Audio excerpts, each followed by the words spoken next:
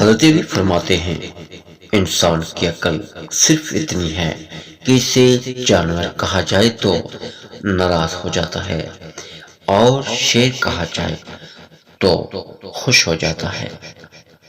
انسان مایوس اور پریشان تب ہوتا ہے جب وہ اپنے اللہ کو راضی کرنے کے بجائے لوگوں کو راضی کرنے میں لگ جاتا ہے۔ جب لوگ غصے میں ہوں تو ان کی بات غور سے سنا کرو، کیونکہ اصل حقیقت تب سامنے آتی ہے۔ عاقل اپنے کام پر اور جاہل اپنی امیدوں پر بھروسہ کرتا ہے۔ عاقل کمال چاہتا ہے اور جاہل مال چاہتا ہے۔ کبھی بھی لوگوں کی باتوں سے پریشان نہ ہونا، کیونکہ آپ نے اپنا حساب رب کو دینا ہے، ان لوگوں کو نہیں۔ حق کے راستے میں سب سے بڑی سختی یہ آتی ہے کہ انسان تنہا رہ جاتا ہے۔ زیادہ سوچنے سے بہتر ہے استغفار کیا جائے۔ زیادہ سوچنا مشکلات کو بڑھاتا ہے اور استغفار مشکلات کو کم کرتا ہے۔ جو شخص عقل رکھتا ہے وہ اکثر خاموش رہتا ہے۔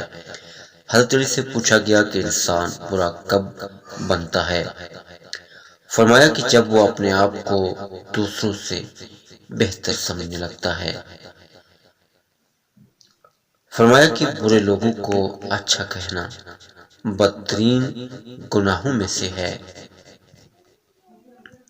ایسی ضرورت پر صبر کرنا جس میں عزت محفوظ ہو اس امیری سے بہتر ہے جس میں ذلت اور رسوائی ہو۔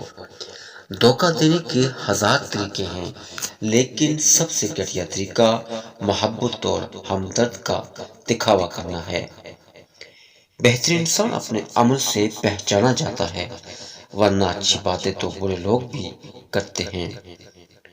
لوگوں کے اخلاق کے مطابق ان سے میل جول رکھو اور اعمال میں ان سے علیحدہ رہو۔ زیادہ سوچنا انسان کو ختم کر دیتا ہے۔ بس دعا کرو اور اللہ پر چھوڑ دو۔